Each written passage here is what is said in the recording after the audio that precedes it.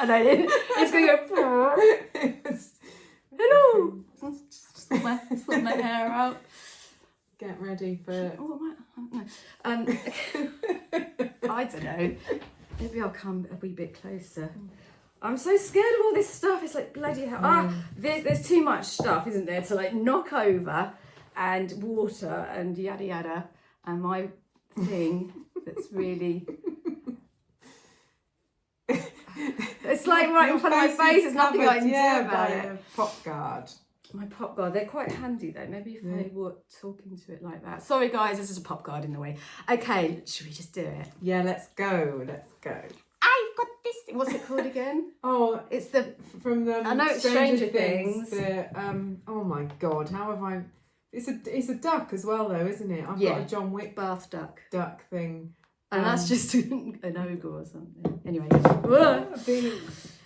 Okay, let's go for it, Kim. But let's just do it. We're going to be good. Let's go. But yeah. Okay. Happy? Excellent. All right. God, I'm in a funny position. Right. Hello, this is Kim and M versus Evil, the podcast that plucks through the plethora of famous movie villains to discuss whether or not these so-called baddies are just plain evil, or should we cut them some slack? Are some villains actually the victims? If so, where is the true root of the evil driving the movie? And today we're going back to the steamy, frizzy 80s and the much loved, I bloody loved it anyway, erotic thriller. Love an erotic thriller. I love an erotic thriller and I love frizzy hair. And I wish it would make a comeback because I would be sorted. Thanks. Anyway, very juicy times for someone who didn't want to necessarily watch porn, but still get a steamy thrill in their viewing experience. The 80s and 90s were all about heat. Notable films include Body Heat, which is one of my favourites, William Hurt and Kathleen Turner. 9.5 Weeks with Kim Basinger and Mickey Rourke. Body Double, Dress to Kill. The genre almost defined 90s cinema with the hits Basic Instinct, Body of Evidence, which had Madonna and Willem Dafoe in and some hot wax. Poison Ivy, one I don't remember watching, but I know the film. Sliver, Disclosure, and of course, not forgetting the big one, Fatal Attraction. Oh my God. By the way, I absolutely loved these films, and that is why I sort of said earlier, they were like the next best thing to porn and completely mainstream. I mean, you know, Michael Douglas was really buttock thrusting his way through the 80s. I mean, Basic Instinct. For me, Basic Instinct was like a date movie. It really was. It was. Very happy days. Michael Douglas did go to sex addiction. That's true. So he liked doing them. I was going to say classes. What would they do? Yeah. He famously did, didn't he? He did. Anyway. Right, Fatal Attraction today, everyone. We're going to be doing a deep dive into this one. Again, there was a lot for me to learn, for us both to learn. So stay with us as we unpick some of the most, I think it's safe to say, memorable movie moments in cinema history, and that famous phrase, the movie coined, still in use today, I think, is the bunny boiler. Okay, first up, the facts. Okay, right, so straight in. It came out in 1987. It's an 18, which has surprised me, having just rewatched it this week. It's not that graphic or anything, but yeah, still qualifies as an 18. Can they change certificates? You can. Yeah. Jaws was. I'm sure Jaws has changed certificate. Anyway, there's actually very little nudity or visible sex on screen, but that sex quite scene rampant and violent. It's quite violent, and adult themes and all of that. But that sex scene was very memorable. There's a couple of boob shots. Did I ever tell you about my Balls for Boobs campaign? No. Well, that's one for another time. Definitely get on board. The director is Adrian Lyne, who became known for erotic thrillers, having also directed the previously mentioned 9.5 Weeks, as well as Indecent Proposal, Lolita, and Unfaithful, which was Richard Gere, I believe. So he was then fascinated by infidelity, I guess, casting no aspersions. But big kudos to him with his nod to horror, because he also directed the superb psychological Vietnam horror, Jacob's Ladder. And that's really deep and dark, and I mean, and this film as well, very psychological. Yeah, and dealing with some quite complicated themes, I think. I'd like to see that again. Yeah, I haven't watched it in a while, but anyway, all of his films have a compelling sense of pace and excitement and delve into our dark sides. So, who's who? Right. Who's who? Glenn Close famously plays our villain or antagonist. Alex Forrest. I believe, no coincidence, their name could be male or female, right? Because that's typical of the horror genre, and this does straddle the horror genre. It's often called a horror, as well as a thriller. But yes, that kind of androgynous. Is that? Can you say androgynous for a name? Yeah, or is it just a look? So. Well, we just did. But I also think her surname is significant with forest. I mean, maybe I'm looking too much into it, but you know, the phrase "you can't see the forest for the trees." So he didn't know quite apt. what he had it coming. Yes. He didn't know he had it coming. Absolutely. Yeah, interesting. Michael Douglas, of course, plays legal and straying husband Dan Gallagher. I nearly called him Philanderer, but he wasn't really. It was just this one-off, you know. Philanderer suggests he does it regularly. Maybe he does. Maybe the film just doesn't touch on that. Anne Archer, who plays his suffering wife, Beth Gallagher. And then the daughter, Ellen Gallagher, is played by Ellen Latson, who impressed everyone at the time, and still she's very impressive as the super cute and natural acting daughter, who I think clearly had been studying Anton Chekhov for naturalism. I will talk. There's a little fun fact, but I mean, basically, she wasn't an actor at all. I don't think. They auditioned over 1,000. I think I've got this in my facts somewhere, so I might touch on it later. But actually, just really super quick. You know those like lovely natural scenes between that cute little girl wearing an oversized. The one thing that made me laugh in one of the earliest scenes of Family Life, she's wearing like the biggest t-shirt ever, like her dad's t-shirt, and he's literally wearing like knickers or something. The first scene, he's on the phone. No, he's on headphones, and she goes, "Daddy, phone." Phone rings, and he gets up, and he looks like he's practically not wearing it. And I was like, that family just doesn't get their clothing correct at all. But anyway, yes, I thought her acting was great. It almost reminiscent of those scenes in Jaws. Yeah. Where it's very subtle family life.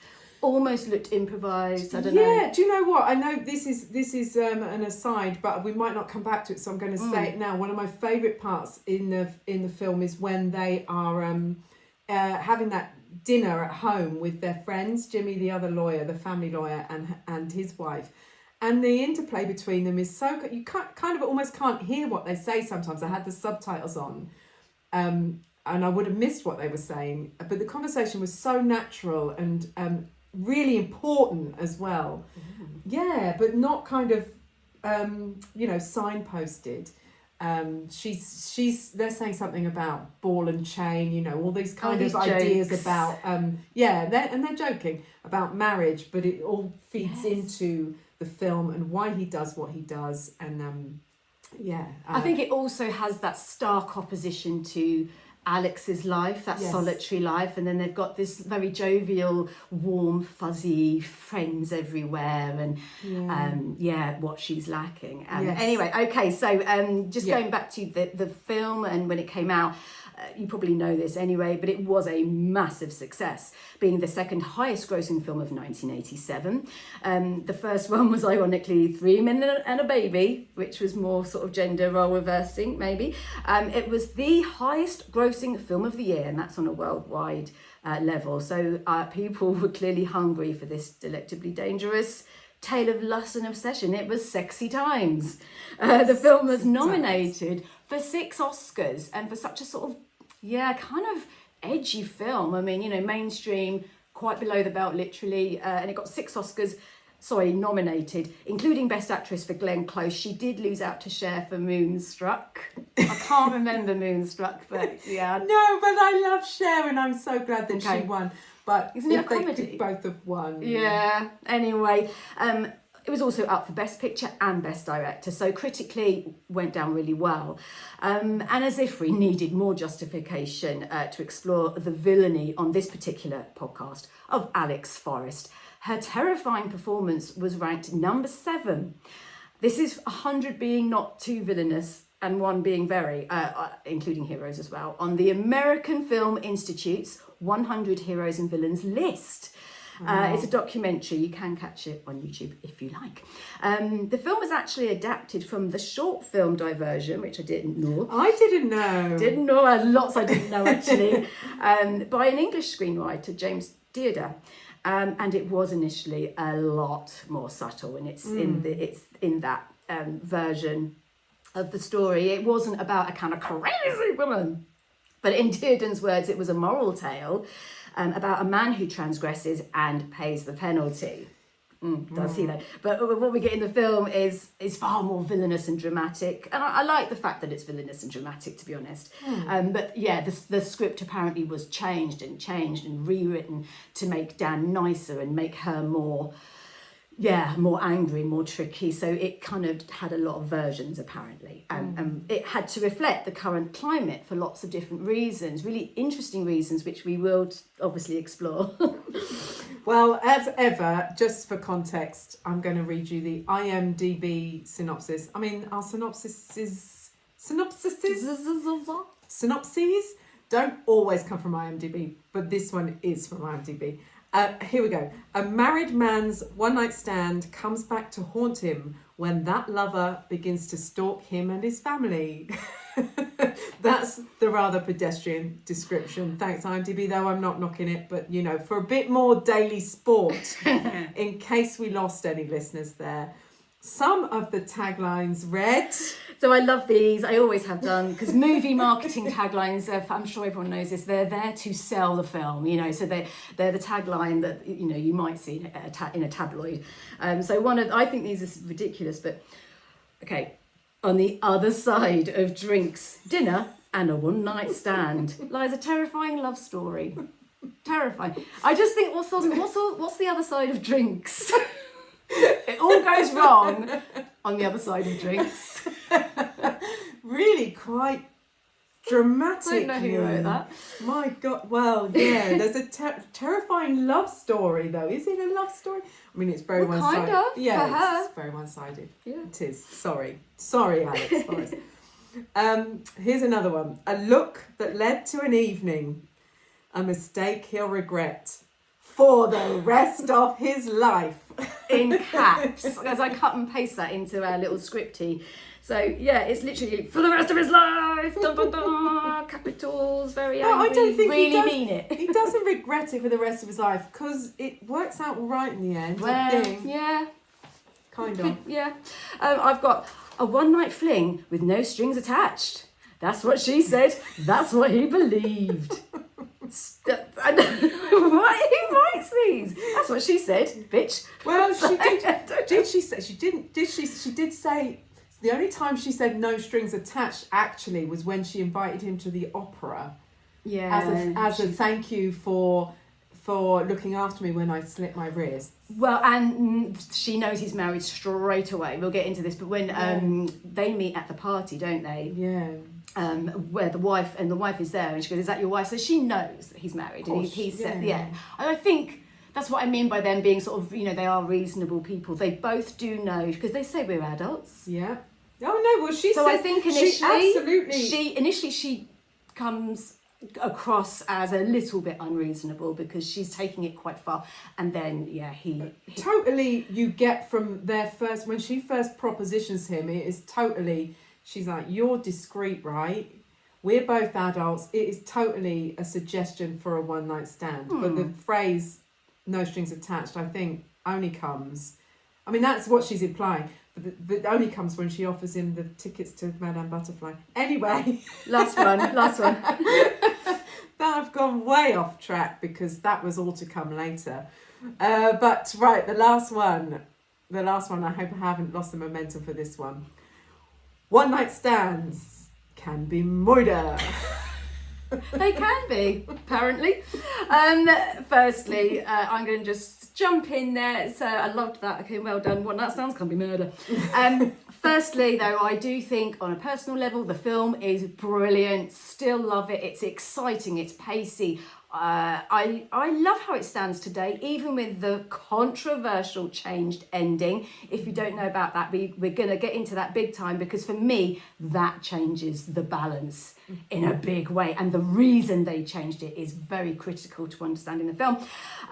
It's perfectly right for our podcast, because while it does explore a very, she is a strong woman. Her character, the way they do her character is really well done, I think, and it is her descent into obsession, madness, and let's face it, animal cruelty. And I think it does it well. I think there are subtleties and nuances, but on the rewatch, I analysed the dialogue a bit more this time. And I do feel that Dan is reasonable and nice. It isn't just black and white. He's not very nice, or he's lovely. She isn't. I do think it's well written. Dan's reasonable to a point. I mean, he really turns when she nicks his daughter. So I do kind of understand that. But yeah, he does go a tad too violent with the strangulation. But maybe you would. And I think Alex is good. I would say she's a three-dimensional character, not a two. I think they've written the female character well. She is given important backstory, i.e. the hint at her father. She lost her father, that she covers up and pretends is a lie, and then he realises, oh my God, she did lose her father. So there's lots of suggestions of being mentally unstable. That's another huge topic we'll get into. However, it's still one of the most misogynistic anti-career women movies ever made, and consciously so. And on reflection, for me, I think it's just a case of the balance of the blame and how they've made certain characters, as opposed to the whole film being terrible and anti-feminist. I'm not going to sugarcoat it. I like her as a villain. And I quite liked, anyway, the ending. But onto, how do you feel about the film? I agree with you. I think it's great. I think the writing is spot on, direction as well. I'll get into some of that later. The acting is fantastic. I also love how it stands up today, but combined with this, the fact that it stands out as an 80s time capsule as well. I think it's really evocative of 1980s New York, which aesthetically is really pleasing. But both Dan and Alex's dialogue is so sharp. I agree with you. Both of them actually seem reasonable, as you say, to a point, because obviously it does go completely off the rails.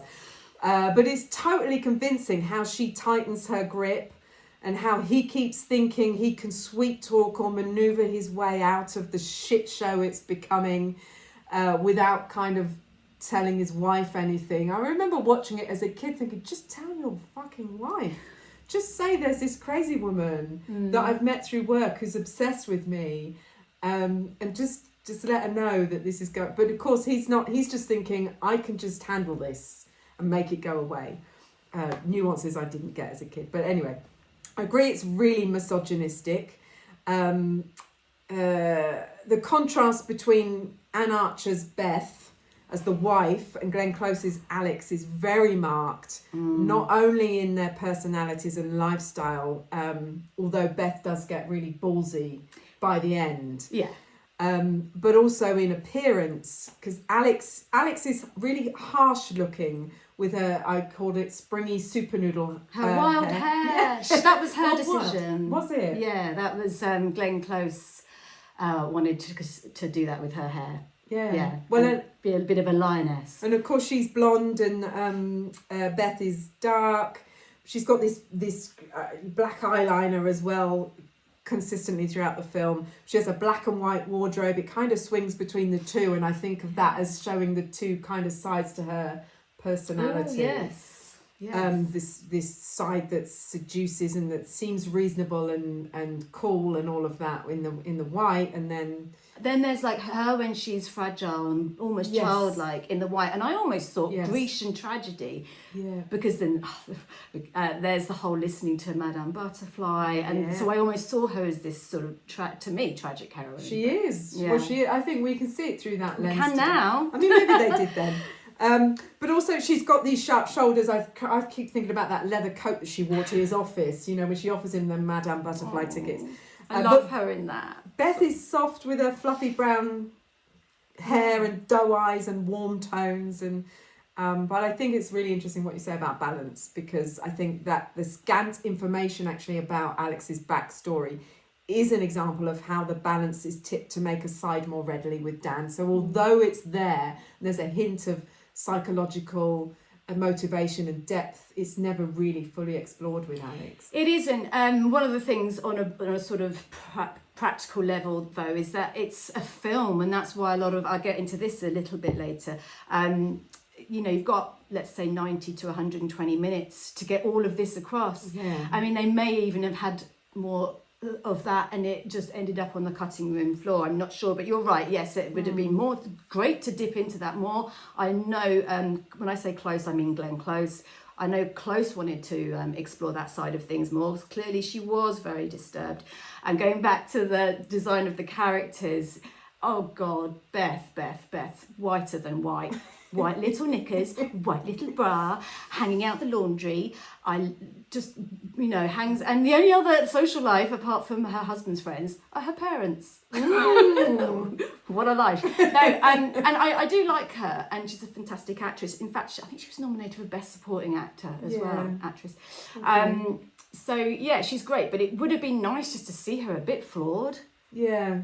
Yes. A little bit flawed. We're all flawed. I mean, the film does kind of try and give reasons for why he might be tempted to stray, and there's a hint at, although it's essentially quite an idyllic marriage, there are hints at the drudgery of married life and the responsibilities and the having to take the dog out before bed and the parent having to go and stay with the parents and all of that, and when he's hoping to have sex with his wife, well, the daughter's got in bed with them, so, and she's like, oh, so I'm really sorry. It's just for tonight. It's just for tonight. God, I grab my kids and put them in the bed and go, sorry, love. It's really handy. And they're like, Mom, leave me alone. Come on, I can't be wife and whore. No, I'm not going to be all the archetypes. Bloody hell, I'm exhausted. Anyway, okay, are we good? Yes. Shall we go on? Okay, so I hope you're going to bear with me on this one, because when I was researching this, when we were both researching, the cultural sort of climate of it all is really relevant to this film, because of decisions that were made to change the film were directly to do really with what people were kind of feeling and thinking at the time, at least in America. So yeah, to understand the film and certain decisions made, we're going to look at where and when the film sits within our cultural time frame. So, during the late 1980s, there was a widespread preoccupation with the idea that feminism, which had made significant gains in the 70s, it's only a decade later, was now making women miserable, lonely, unfulfilled. And suddenly, those who prioritise their careers were said to be facing an epidemic of depression, burnout, even infertility. And this stuff is actually written down in a report. So they call it the sort of feminism backlash in the 80s, even though there were a lot of films like Working Girl, for example. I mean, there's tons of these fantastic 80s films that sort of look at a woman in a man's world. But culturally, there was a bit of a backlash against it. And this was due in great part to a very misinformed and pretty damaging report. And it was called The Marriage Crunch, published, I didn't know about this. I didn't. Well, no, I just watched Fatal Attraction as a film. I didn't do an academic dive on it. But yeah, so it was published in Times Week magazine, the famous magazine, in 1986. It was apparently fully researched, but actually it was all debunked later on. So this was only a year before Fatal Attraction was made. it stated that women were in crisis, and they did use some very shocking and silly statistics. The article went on to become a cultural phenomenon, and it's been cited directly as fueling the panic and fear on both sides of the gender fence about scary, unmarried, 30-something Oh my career gosh. women. How dare we be 30-something over the hill on the Apparently. scrap heap. This report found, apparently, from doing some, questioning probably about 10 women, that unwed, college-educated women in their shock horror 30s, they only had a 20% chance of getting hitched. And this terrifying statistic declines drastically when she reaches 40. It was said to plummet to only 1.3% chance. Imagine being, imagine. I know. And then apparently there was this like cliche and joke thrown around, and people were saying, statistically, single women over the age of 40 were more likely to experience a terrorist attack than find a husband. No such comparison. There must be single men out there, like an equal amount, and they don't say it about them. No, well, even so, I mean, it's as if the primary aim of all women, and indeed everybody, is to get married and, you know. I'm not married. No one wants to marry me. I'm so unmarriable. I really am. I mean, look. We've swapped, haven't we? Do you want to do that? No? What, shall I continue? Don't worry, like an idiot. Yeah, great. Keep going and then Shall I'll I take So that. I've said loads now. That's all right, I'll take that bit. We should have don't worry, I will edit all this out. It's all right, I should have a pen. Should we just said that bit? I've got 2 M's. So you take that M. That study contributed. Where are we? Oh yeah. Let me just say this bit. You go there and then go all the way down to there, and then I'll talk about Blinkers. So, like, talking about women over 30, there's actually a line in the film where Alex says, when she's telling Dan that she's pregnant, that at 36 this might be her last chance she has to get pregnant and have a baby. So that comes to mind, you know, for that character. I mean, that's a really important part of the film because we're going into reproductive rights. Yeah. And, you know, it's a very tricky one. You know, I do think a man should be involved, blah, blah, blah. But he does sort of coerce her into having an abortion. And she's 36 and saying, but it's my last chance. Hello? Yeah. Well, and then she's like, well, I'm telling you because I would have liked you to be involved. And of course, that's important. Thing is, I'd have been scared of her, if I'm honest. Oh, you would, of course. And of course, we all think she's making it up, but then it's confirmed that she's not making it up. Really quickly going to jump in. This is so interesting. I listened to a podcast, really briefly. I didn't listen to the whole thing. It was that 2 men had, I should really say what it was. I was just like going through Fatal Attraction, listening to some other people's research. So 2 men were talking a bit about Fatal Attraction and that they watched it when they were around 14. And they said, and this is interesting in terms of what you retain from watching a film, they said until they were adults again, watching it for, you know, as adults, they couldn't remember the fact that actually she was pregnant. They just presumed she was making it up to be manipulative. But also the film conveniently forgets it. Like, we don't care by the end that she's growing a baby inside her. We want that bitch dead.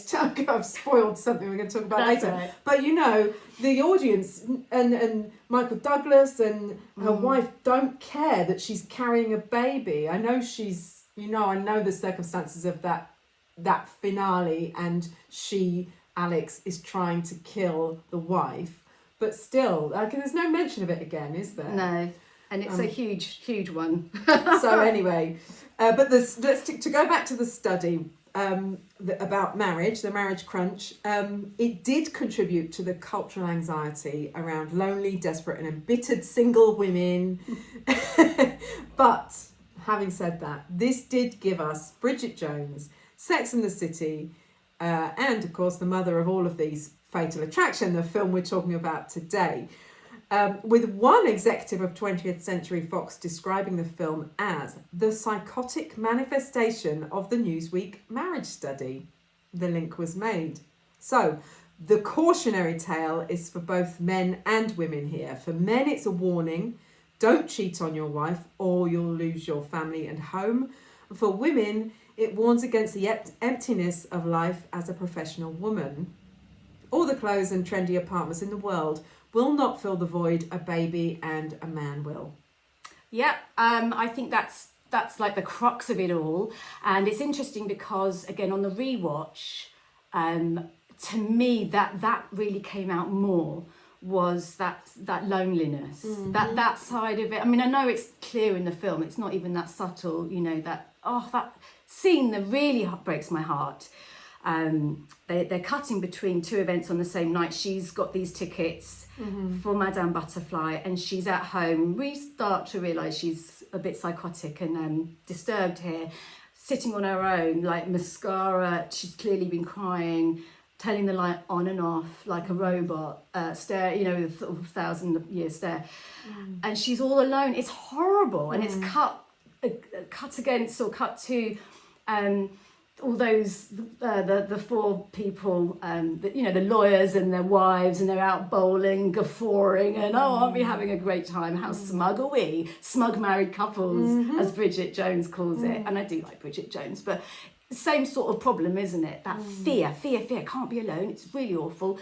And so yeah, that loneliness is what really came out for me on a second watch. And one of the things that I wanted to bring up, and I said earlier about how just brilliantly crafted the film is, really kind of balanced and perfectly shot, but it's really satisfying the way the film universalizes themes and foreshadows things that happen later. And sometimes these two things go together. But when Alex and Dan are first thrown together in the office, the case they're discussing is whether they can get away with publishing a supposedly kiss and tell novel. That's true. Yes, and without the risk of legal action. So the book is written by a woman who had an affair with a congressman from Ohio in the film. But in the book that she's written, the character is a senator from New Jersey. Dan, as the literary lawyer, is meant to be proving the character isn't based on this guy who's raised concerns, threatening to block the publication. So he's asking if the author had an affair with Mr. Ohio, they call him, or not. And Alex steps in and said she'd been on the phone with the author that morning, and she says the author did have an affair with this guy, but she also had affairs with a number of other politicians who could feasibly make the same claim as Mr. Ohio, meaning, of course, that it's not necessarily only based on this guy. The author swears the character is fictitious. Alex says she believes her. Clearly, Alex is someone whose word and judgment the film will reveal and encourage us to buy into are not trustworthy. But the message is laid out from the outset that men should not trust a scarlet woman, I've put in inverted commas in my mind, because they'll entrap you. They will, a woman scorned and all that. And in the case of the author, it's hinted that she's using her affair and her subsequent spurning, to both profit and seek revenge. And Alex will become an amplified version of this. That's interesting. Yeah, because that scene kind of washed over me really, but you're right. It's almost like a sort of, not film within a film, but it's like a little microcosm of what's to come. Yeah. And also, we touched on Madame Butterfly, but that kind of prefiguring and universalizing happens there as well, because they're listening to the music of Madame Butterfly in Alex's apartment, her and Dan, and they discuss the story in which the lead character kills herself. I've never seen Madame Butterfly, but after being rejected in love. Shortly after, this is when Alex slits her wrists. And then, so actually the alternate ending that we'll get to, Alex slits her throat, which is how the character in Madame Butterfly kills herself. There's massive parallels to Madame Butterfly for sure. That's why I think Alex does, portrayed in the film, And I think the filmmakers, had, their head was on their shoulders and their intentions were pretty good. We will get into this, but it was more the audience's reaction that was awful. We'll do that later on. But there's so much to get through. No. I'm going to edit that bit out. So anytime we sound like, if we have a stumble, we can just edit it out, which is really handy. I might not for the video though. I might let people see the reality of us going, what we doing? What we doing? Do you want another drink? Anyway, okay. I think we need to talk about Glenn Close here for obvious and not so obvious reasons. So obviously the film would be pretty much nothing without her Oscar-nominated acting. And she was pivotal, though, as an actor before, during and after the film, and she still works with mental health charities as a result of her part in the film. Talk about 50 Shades of Alex. I mean, she's literally incredible. When Glenn Close finally secured the part of Alex Forrest, which, by the way, was quite unusual casting, the producers and director apparently didn't even want her to read for it. They said to her agent, please don't let her read. She's not sexy enough. And she's not typically. I mean, I think she looks fantastic in the film. But, looking at Beth Gallagher, Anne Archer, and people have sort of said this as well online, she's more traditionally beautiful, less edgy looking. So she did fight for the role. They didn't think she was sexy enough, but once secured, one of the first things she did, because she did really care, and I think it comes across about Alex Forrest, and she took the script, she had to ask permission, I imagine, to two psychiatrists, I'm going to edit that. Glenn Close took the script to two psychiatrists to just see what they thought, and she actually said to them, is this behaviour even possible, and why? And apparently, I'm not going to go into it too much, but she was quite surprised by their reaction, because they didn't really go down the mental health disorder route at all. They were saying, oh, she's probably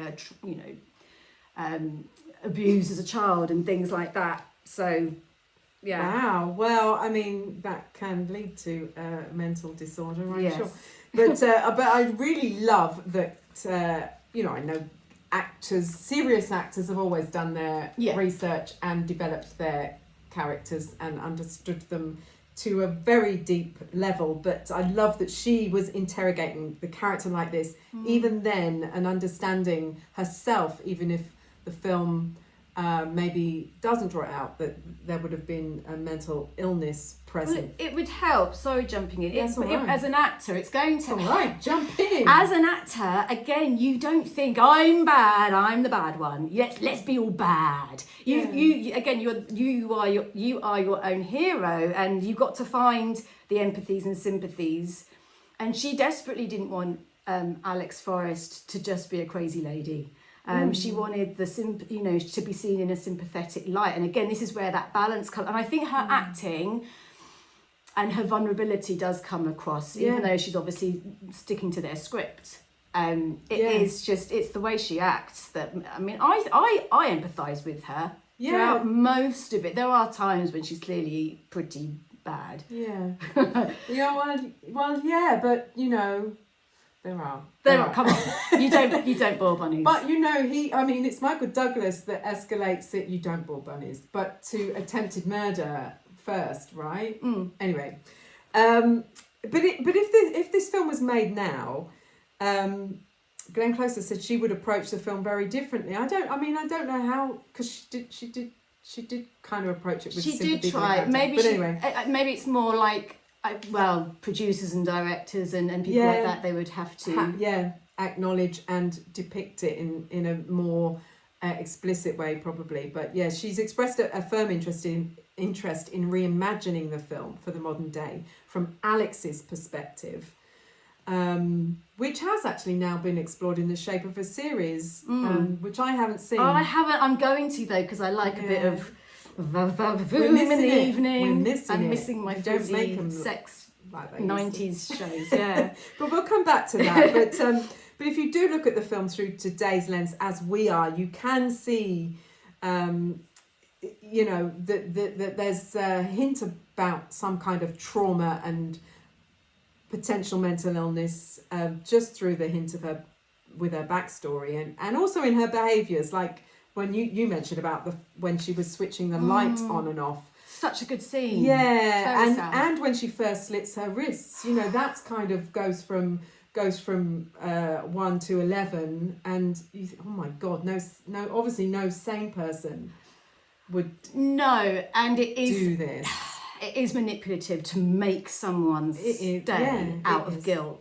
That, I mean, let's, again, not going to sugarcoat it. That is manipulative behaviour. Yeah. Well, I think your point about balance comes in there, right? So it does come off that way, doesn't it? Because, and we think, oh God, she's clearly, there's not a lot of sympathy maybe from the audience because you think she's done that to manipulate him. So clearly she's disturbed and should be, but also like he patches her up. He stays with her all night because he leaves in the morning. Yeah. So again, it's done in a way where we do like him. At this point, I mean, I still liked him. I still thought that's a decent thing for a guy to do. Yeah, it is. And ultimately, I think those moments like that are done in such a way that they make us probably write her off as generically crazy rather than encourage us to feel empathy or sympathy. But it's clever because that's where the tension is as well. Because again, it's almost like, oh, who am I vying for here?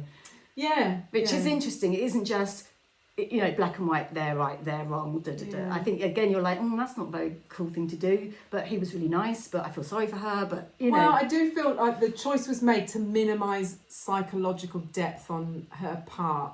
You know, I'll come back to your point about balance, had it been a bit more explorative or exploratory about her backstory and her psychology, it might have tipped the balance a bit more towards sympathy for her. But, absolutely. Close believes audiences would now view her as a victim rather than a villain. I think as this is proving, yeah, especially in the context of the Me Too era. Close was also really vocal about opposition to the film's altered ending. Yes, this is massive. The altered ending. Yeah, which changed really quite drastically from Alex's tragic suicide to a much more violent and dramatic confrontation with husband and wife team Dan and Beth, who in an almost Grecian tragedy just, obliterate Alex and all that she represents. It's brutal. Never mind that Dan already had to stop himself once from strangling her to death. Sorry, yes, she gets strangled twice. Anyway, but in one evening, poor woman. It's horrible. I don't really look at it. But yes, this is what I mean by as an actor, Close was pivotal.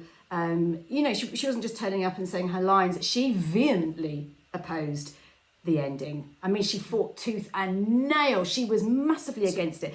So I think before we get into that, I'm just going to go into this whole debacle. Talk about that because ending. you know what? I'll be honest. I hadn't seen the alternative ending. So as we all know, the film ends with a violent. I've just knocked my mic. The film ends in the bathroom. It's very nasty. She's like cutting her thigh with a knife, which is a brilliant scene. Oh, because you're like, oh my God, she's lost it. And she's not even really feeling the pain. But anyway, that is not how it was supposed to end. Quite the opposite. Much more was supposed to mirror Madame Butterfly. Let's jump into this. So Alex Forrest was originally scripted to die by suicide at the film's end by slashing her own throat with the same knife they fought with that previous that night or the previous night. And her plan was to make it look as if Dan... I'll go do that again, that was well cheesy. It's because it rhymed. I was like, oh, it rhymes. I know. I like a poem. I know, but I go cheesy and this is a serious bit. Her plan was to make it look as if Dan had murdered her because his fingerprints were already on the knife, for which he would be arrested. And that is what you see in the original ending. You see him get arrested, and thereby that is how she exacts her revenge post-death. But they also have Beth possibly showing a way to vindicate Dan, because she finds that revealing voice tape of Alex saying, and you see more in the original ending, "I can't live without you, Dan. I can't live without you, Dan. I'm going to kill myself if you leave me." And so in the original ending, you see Beth going, thank God, I've got this tape." And it ends. Okay, so a lot more subtle. However, and a big part of the whole lore surrounding this film is that the test audiences in America did not respond well to this original, suicidal, more subtle ending at all. Well, that's an understatement. But apparently, people were shouting, "Just kill the bitch!" Among other punch the things. bitch's face in an American accent. Wow. Yeah, it's nice. Wow. I mean, it's just a film. It's a little bit kind of gladiatorial, circus, all of that. Yeah. But anyway, it's a pretty strong reaction. And it illustrated that clearly suicide was not enough of a punishment for Alex, at least on screen. She needed to be put down. Put the bitch down. Put the bitch down. We don't like it. Get rid of it. Yeah. Anyway, this resulted in a 3-week reshoot for what became a very, it was action filled, it was dramatic, it was exciting sequence to close the film in the bathroom, and Alex's death by gunshot fired by Beth. Crucially, that's part of it. Yeah. It becomes very, very, again, quite Grecian, quite symbolic, doesn't it? What do you think then, Kim? Have you seen the original ending? By the way, I only found it on YouTube. It's really fuzzy looking. It's very different. I did find a better version on YouTube. I don't know why. I found that fuzzy one. Oh, okay. And then anyway. It's there. You should have a look. Very different. Different. Very subtle. I'm gonna be honest. I think if we're mirroring, can't say that, things like Madame Butterfly, and that's more poignant, and that would make it more of a drama. However, I've got to say I do quite like the excitement of the brutal reshot ending. I just hate the fact that she was shot. I like what they did because it is more exciting. But the original ending has a sadness and a poignancy to it. Yeah, it does. It's less thriller. And if we're coming away from this feeling like, okay, these guys can now repair their nuclear family, Beth having kind of taken back some control as the woman that shot the bullet that kills Alex, and possibly opened up a new kind of honesty and equality within our marriage, so they can go forward and repair and live a happy ever after life. It works for me, but as you say, like the original ending you can't help leaving feeling more flat, more like this is a really tragic story, and feeling some sympathy for that woman. She gets rid of herself and the baby. Yeah. But that we're talking about the nuclear family. One of my favourite moments in this film is when Alex is spying on the family through the window at their new home and throws up at this wholesome scene she's disgusting. Yes. So I mean, obviously, I suppose it's because she's seeing what she wants. She can't bear to see Dan playing happy families with his wife and daughter when she should be the woman in this picture. And she also can't bear to see Dan being a hypocrite, because he's a living, breathing example of the Madonna whore complex in action here. But also I think we can see it from today's perspective of the basic response feminists might have, bearing witness to this role women are pressured into. Alex is a career woman in the film, and it's interesting to look at it maybe from that perspective. But yeah, I'm going to jump in. It's only just popped into my wee head. There's always going to be a little bit of Scottish in here somewhere. Sorry for Scots out there listening and hating my accent. Just in terms of movie cultural references, there's a scene in, I think it's the first Bridget Jones, and obviously Bridget Jones, of course, it's a comedy, very different, but it's the same fear of loneliness. A career woman, I'm on my own. All she wants is to find a partner. And that's very normal. That doesn't make you weird. It doesn't make you not a feminist just because you want a husband. There's nothing wrong with that. But do you remember she's on the sofa, fed up, smoking, and they show that scene. She's watching TV, she's watching Fatal Attraction, and all you see is, she's watching TV and flicking through the channels, and it's all about, she's just surrounded by the idea of the sort of patriarchy and male dominance. So she turns the telly on, and there's a nature documentary, and there's a lion shagging another lion, and there's a voiceover going, mating is perfunctory and over very quickly. And then she switches channels, and it's Fatal Attraction, and you just get that moment where she's jumps out of the bath. So she survives strangulation and drowning. She survives drowning. Brilliant acting under the water there with her eyes wide open. Holds her breath for a very long time. Jumps up.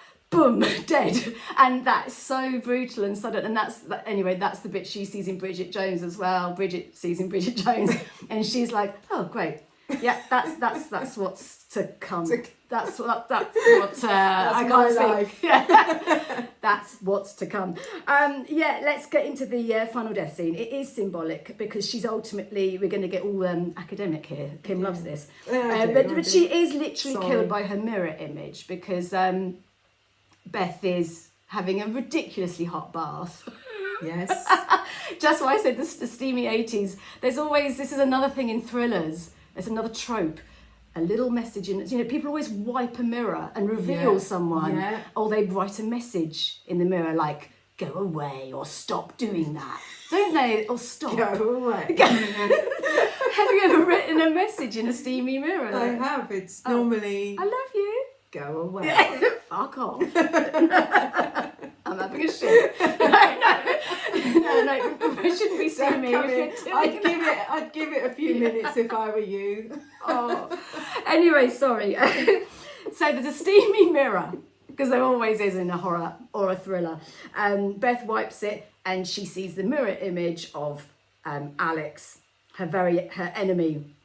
And here we see once again the dichotomy of female archetypes. And I hate to say it, but there's wife over there and there's whore on the other side. I don't like the word whore, but in this scenario, we've got the wife who reigns supreme. It's not Dan. The wife gets to find the strength, because she's a bit battered, she's had a car crash, to kill said whore, her enemy, and also the enemy or threat to the perfect wholesome nuclear family unit, stroke bedrock of American life, thereby restoring order. So I think it's significant, to say the least, that it's Beth that kills Alex. What do you think of that decision? I mean, I'd said before, I think that it was important that she does, in terms of her clawing back some independence, some kind of semblance of individuality, some kind of equality with her husband. Strength. Strength. Yeah. I think it's an ending that works differently to the original ending, but is equally powerful and important. Yeah. So again, mum trumps the mistress. Basically. Yeah. Well. Yeah.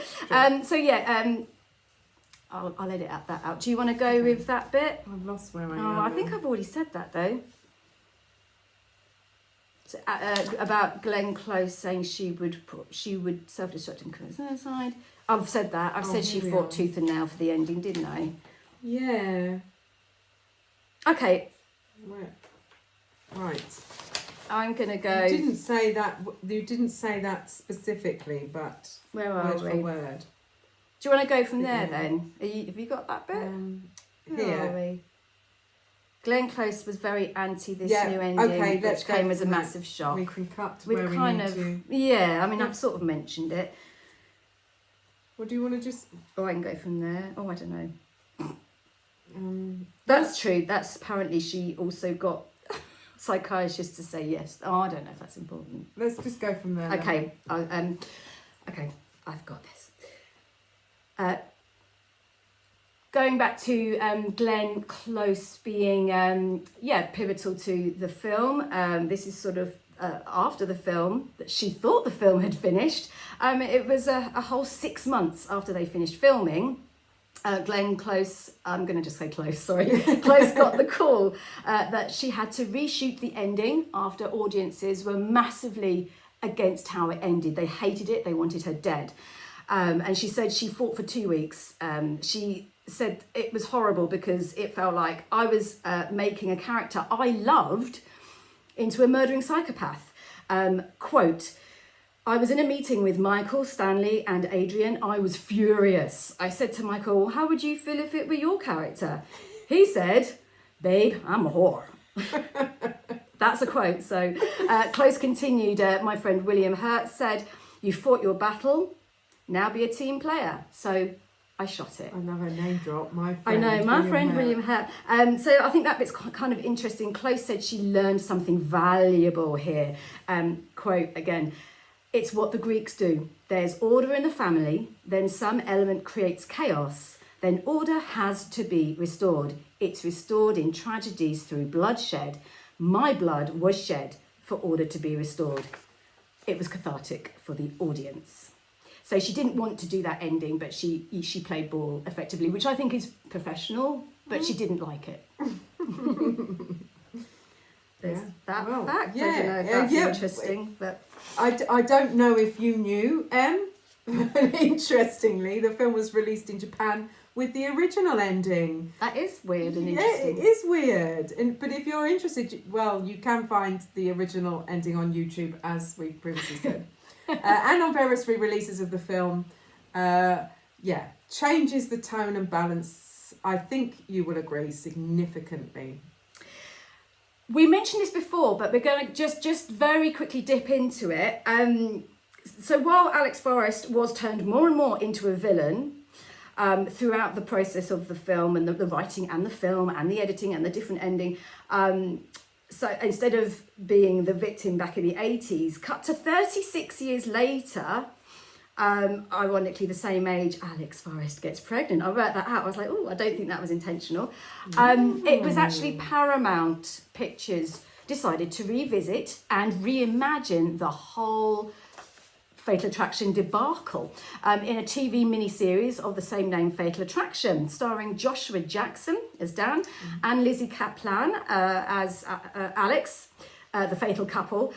Disclosure, I haven't had time to see the miniseries Fatal Attraction, and I really want to check it out. Disclosure, have you seen Disclosure? I hope so. Sorry, I know I've seen a lot of it. That's Michael Douglas as well, isn't it? Oh, yeah. And a lawyer.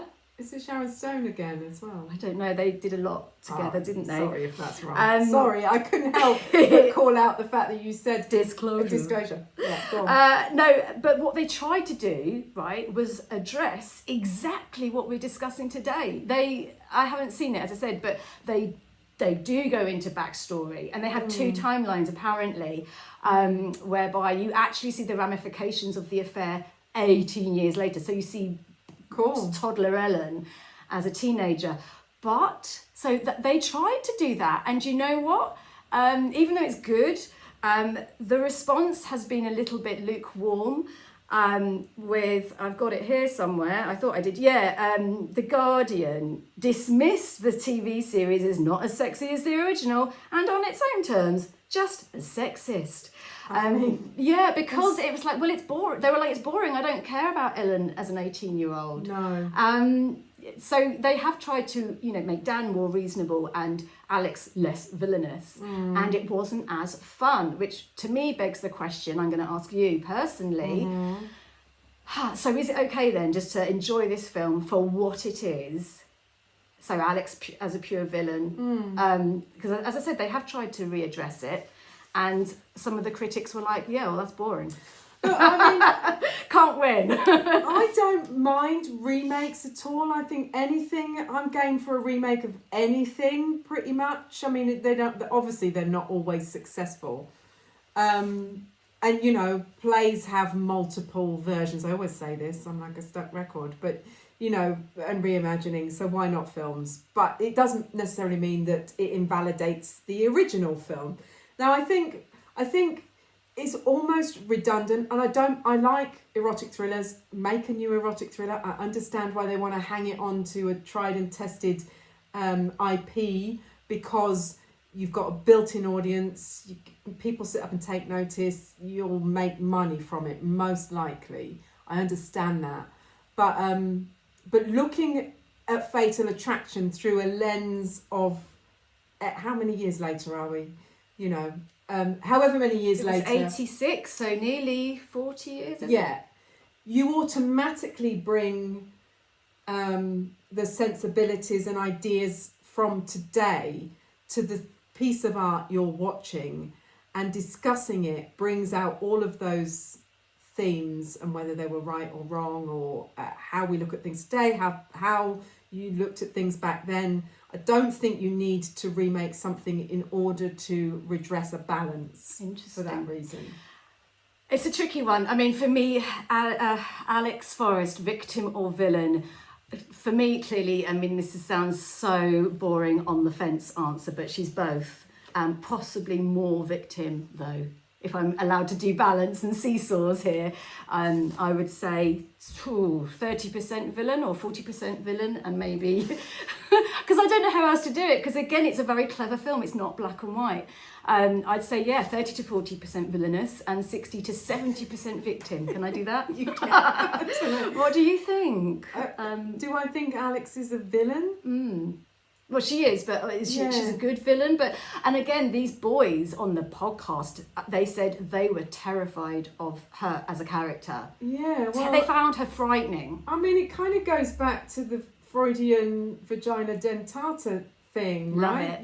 Love vagina dentata. She's just a personification of that, really, I suppose. Yeah, I'll get your dick in a clamp. and munch down. Bless her. Oh, sorry, boys. But I mean, that's the fear, I suppose. I don't know. We're useful, aren't we? I'm so articulate. No, you're very articulate, and it doesn't matter. It doesn't matter at the end of the day. It is just a film, and I love her as a villain. I don't mind the reshot ending. It is more dramatic. Yeah. But the original absolutely lends a bit more sympathy to her, although I think it weakens her a bit. Oh, I'm going to commit suicide. Yeah, gone. You know what? Kind of a really good film. Just very quickly, is it A Promising Woman? Promising young woman. A Promising Young Woman with not Miley Cyrus, Carey Mulligan. Carey Mulligan, and that does have quite similar in a way to like this whole idea of framing someone for your own demise. That's very tragic. That film. Yeah. Have you seen it? Yes, it's I have, stunning. Yeah. I think it should be seen by all men. I'm sorry, it's a real wake-up call, because it's about, the really, really sort of murky side of sexism and, rape and all sorts. So anyway, yes, it's both endings are brilliant for their own reasons. But I think with Fatal Attraction, the series, which was made just 2 years ago, I think the fact that it exists shows that there is still an appetite for entertainment, exploring timeless problems. They're timeless problems of marriage, how hard marriage is, infidelity, but it also illustrates the original is problematic. It is problematic. It is deserving of a bit of a rethink. But again, as a film, I think the original film wins hands down, entertainment-wise. Yeah, I mean, I'm always happy to see an erotic thriller, though. I like, there's a dearth of them today. I'd like to see more made, but I can watch. People are scared now, aren't they? I know, yeah. Scared to go there in case we all get offended, which we're not. We don't mind. Give it to us. Shall we wrap this one up then? Yes, let's wrap it Any up. final thoughts there, Kim? Oh, goodness. Hundreds. Loads. I mean, there's still loads of stuff I haven't covered, but I know we might have to do a part 2. we've gone on and on and on. Sorry. Final thoughts. I love that it plays into the absent father trope, leaning on the importance of the nuclear family. Alex has an absent father who she saw die at the age of 7, as we know, because it was confirmed in a newspaper report that Dan finds. So she grew up without a father. But the idea of the absent father, which is in so many films, a lot of horror films and more, but it allows things to go haywire without this steadying influence of the man at the head of the nuclear family, particularly in women. She's gone off the rails because this is the logic of the film. She didn't have a father growing up, and it's led to this abject, abhorrent behaviour, which is, and her need for a man in her life, a male figure. That's to true. bring her back to. That's true. Ah, well, I really hope you guys just enjoyed that. Maybe learn a thing or two, and maybe watch it again through. Crucially a different lens maybe. Okay, so as ever, we're going to end with a little bit of evil for you. It's just an evil quote. Nothing to do with the film, I'm afraid. I haven't gone that clever. I'm going to turn to philosopher and psychologist. I can't speak. I'm going to turn to philosopher and psychologist Carl Jung, talking about humanity generally, and he's using a powerful metaphor here. So this is a quote from him. "No tree, it is said, can grow to heaven unless its roots reach down to hell." Oh, I like it. Oh, did you have a wobble? I had a shiver. It doesn't have anything to do with the film, but it's, I only heard that I recently. think that might be the shiver might be coming from my roots down in hell. Yeah, down in hell. Your roots are planted firmly. Okay, well, that's it from us. Thanks again. Next time, should we tease our next one? Yeah. We could do. Keep them coming back. Let's tease it. What are we doing next time, Kim? Well, we are returning to the 80s, but full-on horror this time, and Friday the 13th. Yep, it's going to be a good one. It's a classic. Or we'll try and do that on our mics. Okay, until then, God bless. That's all right. That's all right. Yeah, I mean, I don't know why. They always seem to be at that sort of time. If that hasn't worked, I'm going to be livid. But I think it's fine. Well done. Well done, you. Celebrate, Kappa. 10 to 4. Shit. Oh, that's because we had all the problems in the morning. We'll rattle through the next one. It'll be fine. Save project. Well done. Good. I hope that was good. I mean, I will. How do you feel about editing? Do you want to? I can have a go. Yeah. No, I mean, well. I mean, I I need to do it. I thought I was fine with it, and I had another go the other day, and I was like, fucking hell, I've forgotten how to do it. So every time I do it, I have to look at tutorials. Yeah. I think that's ep 3. So, no, what I meant was, like the last times, I edited out. I can't say edited. I could go edited. I edited out mainly me sounding stupid. Because I was like, I'm not going to have that on going to the public. Yeah. And with you, I think I only edited out, I don't know, like a mess up or a pause and things like that. Okay. But do you think we should go and listen to it together and say, oh, it's getting boring? Or do you know what I mean? Yeah, maybe. I don't know how podcasts, do they just say that's boring, cut it out, or do they just let it roll? Well, they probably do different things, don't they? Yeah, I'm sure it varies, but we can, if we've got time to do it together, that would be great. But practically, we might not always be able to get together to do it. That is true. But how would you feel? Do you want to just keep it as is for now? Look, I think it's fine. Yeah, I mean we're small scale at the moment, aren't we? It's because I'm a bit confused about how it saves. So I'm just going to export it all. And I know I've got it. And we're pretty, I mean, particularly today with so much of it scripted, we I thought it would make it shorter, didn't it?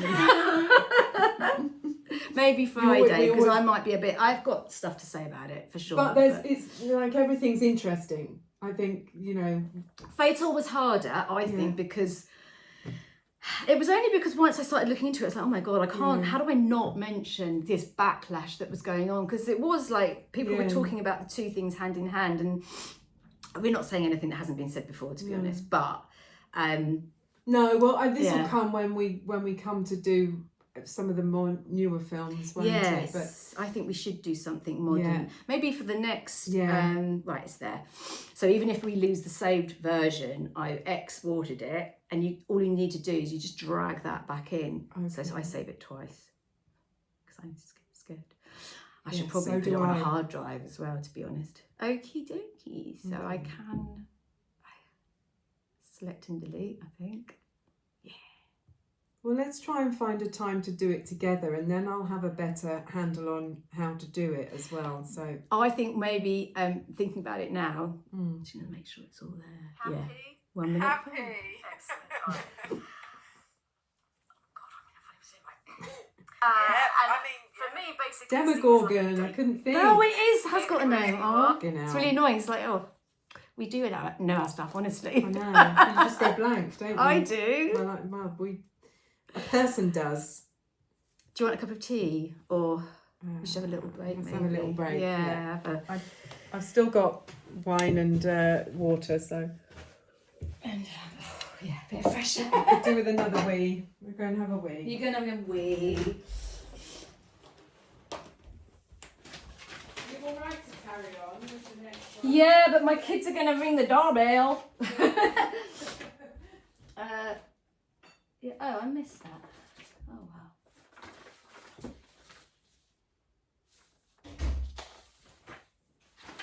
What's that one?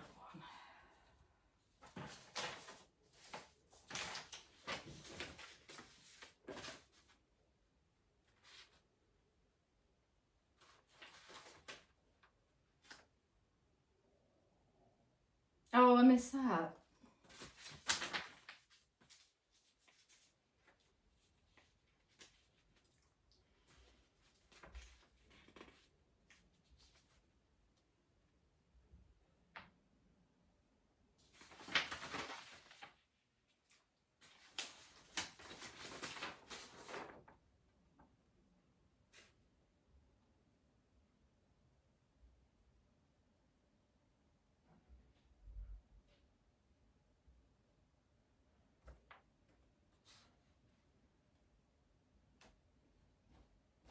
Oh, bloody hell. There's so many good things that I did want to say and I forgot them. They're on this. No, I was saying, like, even if it is, a real thing for, like, things like Bridget Jones and Fatal Attraction, the idea of being scared and alone, I was trying to think of a film that does the same thing for men, and all I could think of was About a Boy. Oh, yeah. Like, and it's a comedy, but that's kind of like that emptiness. He's successful, he's good looking, but he hasn't got anything else. Yeah. No partner, and and I was like, but there's loads about women. There's loads of films and like TV shows, like even if it's something like Sex and the City, like career women, all the problems, and are you a mum or are you not a mum? And it's like, where's the equivalent of that? Yeah. Can't think of any apart from About a Boy. I don't think I've ever seen the film A Single Man. Oh yes, the gay one. I've seen that with. I have seen that. It's alright by Tom Ford, isn't it? Yeah. Yeah. Oh, I need a little break, but it's a little break. We're shouting with the next one. I've got really hairy armpits. Ignore them. My feminist armpits. Good. No, I do shave actually. I'm from that era still. I shave too. Yeah, I know, but yes. Loads of people don't, do they? No. Mine would be cold, hot. Cup of tea. I would be. Go on then. Let's have a cup of tea. Let's have a cup of tea. What do you want? No, cup of tea.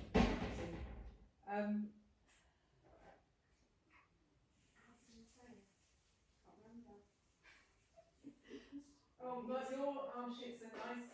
And they're not like hairy. No, mine would be much hairy. Yeah, I don't know why that is. Because everywhere else is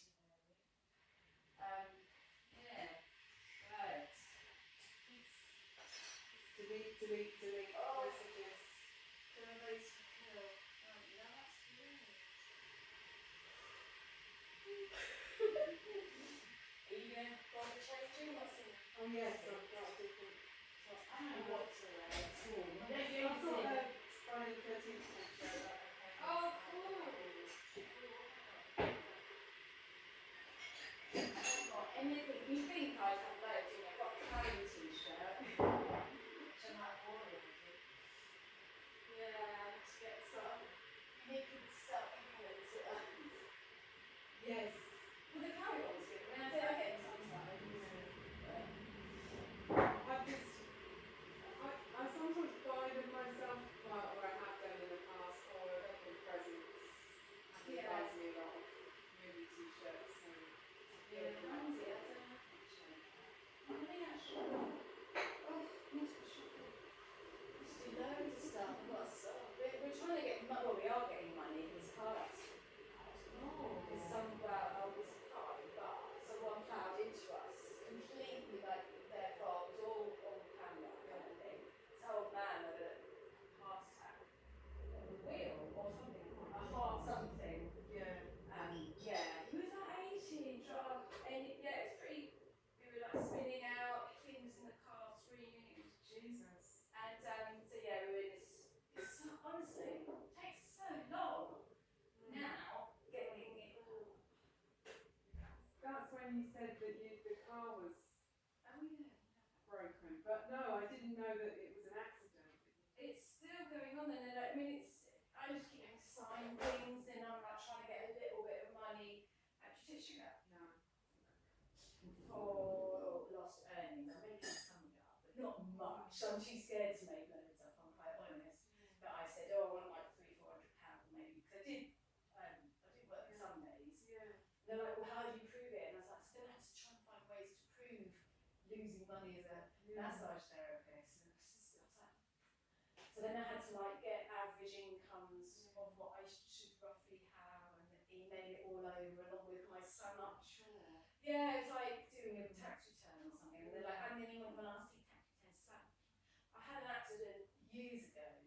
Again, not someone just plowed into the back of me, and I just like thought, not an issue at all. I didn't even care really. I was a bit upset, and and then I just got a call saying, "Oh, we can get you compensation for that, Miss Booth," and I just got £1,500 in the post.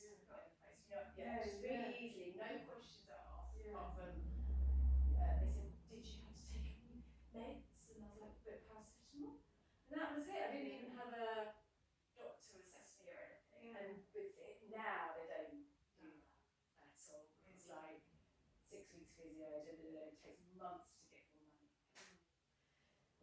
But hopefully we'll all get that. I might get apparently £3,000. They might get 1 or 2. Good. And I'm not sure. I mean, to be fair, we spend loads on we got £2,000 for using the car and it costs travel. Yeah. Anyway, boring one. Well, so no, it's not. It's interesting. It's quite handy having a bit of getting it. But it's just that's almost like helping me.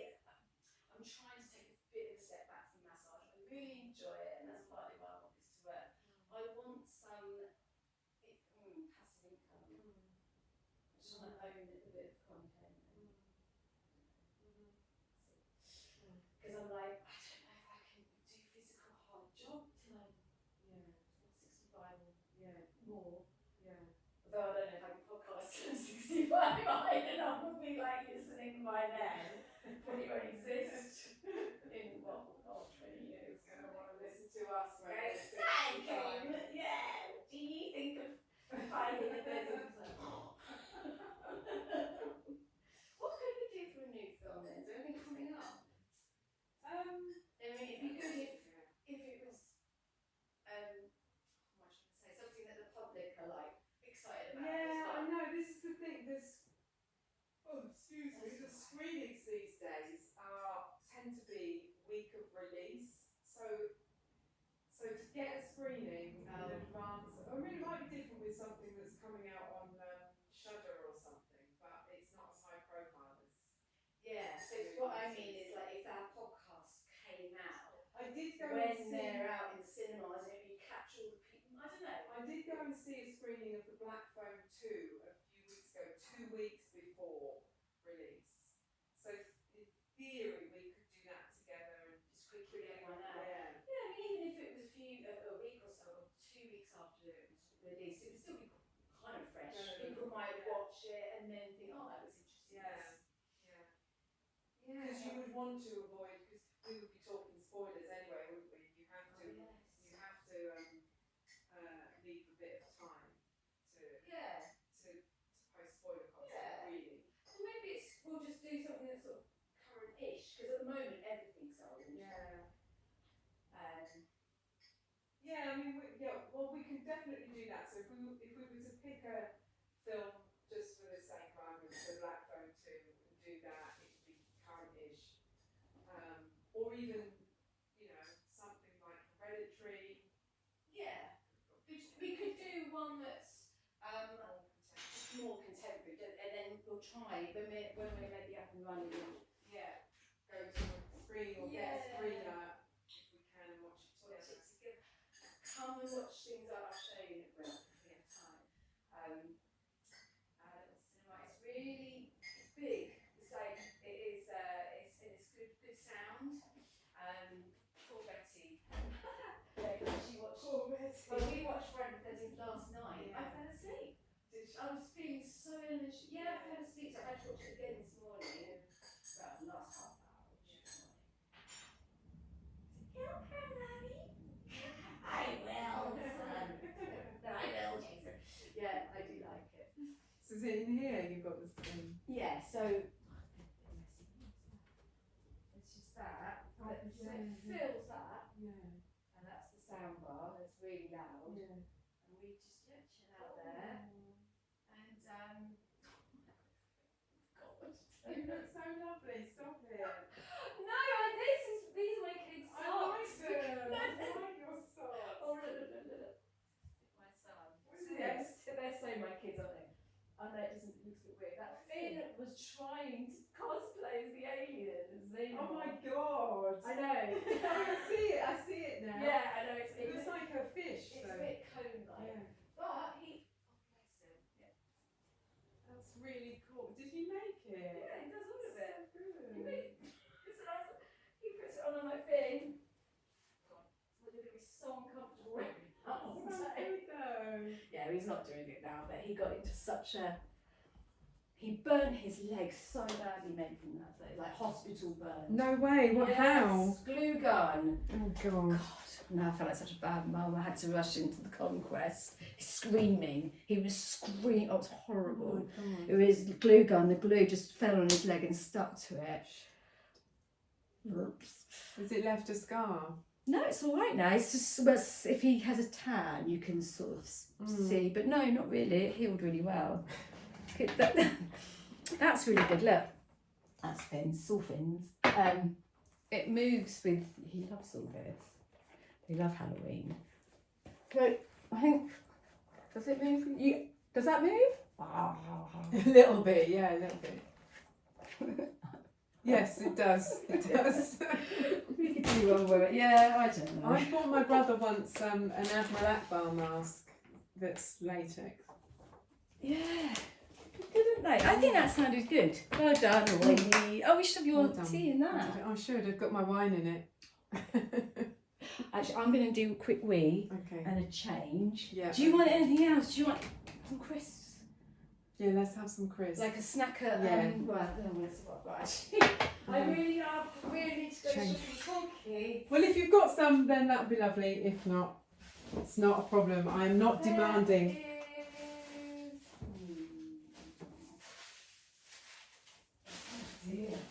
Oh, you. It's sparse. Thing is with the kids, they eat so much. I'm sure they do. So I'll get stuff and then it's all gone within a couple of days. Get that. Then I don't know if they're a bit Stale. I just need to go shopping. That's one of my pet hates is food shopping. Oh my god, yeah. It's Yeah. so boring. It is boring. I my food bill as £100 a week or something. I know. It's funny because I for some reason I really remember things like shopping bills. So when I was living with my brother, we had a flat. We shared a flat I was in London for 10 years, but me and Simon bought a flat. He ended up having it, but anyway, in Seven Sisters, lovely. God, it was only £175. It's a long time ago. Anyway, I remember walking. Oh, it's funny how you really man up. I'm going to mention this for Friday the 13th just for a bit of fun. Like when you're young, you just crack on. You just, I'm like, how are my kids going to survive? I'd walk quite a way from the flat to Tesco's, buy 2 loads of shopping, and there was always, so I remember it was always around 20 quid. That was my like budget. And that was it. And I made doing it. I mean, it was a while ago, to be fair, but and I would walk all the way back with this heavy shopping. But when you compare that to how wages have gone up, they haven't really gone up since. No, not by 20 years times ago. Well, it wasn't 20 years ago. It was. But even that, like journalist wages haven't increased. No. No, because there used to be a funny rule. It was like, was it 10p a word or no? I still get offered jobs for 10p a word sometimes. Was it 10p a word? Yeah. Because I remember, there was a funny thing because I used to get it sometimes, even working at Bits. There were certain rules. Voiceover, for example, the going rates were usually 250 for an hour rate, and I don't get work like that anymore, but I did a film last year and it was 250 a day, and I was like, I make that doing massage. It's like that isn't much. That's like minimum rate, but that's still a lot more than journalist wages. £250 a day. That's my absolute minimum. Well, that's a higher daily. That's a really good daily rate for journalism, general journalism. Like but when I say general, that's normal for actors, I think. But I mean, these days, and it's like anything goes. You can, actors will do things like they'll do it for nothing, or they'll do it for 80, or they'll do it for expenses. Or I mean, there's not really any rules in this country, is there? It's not very. No. Not great.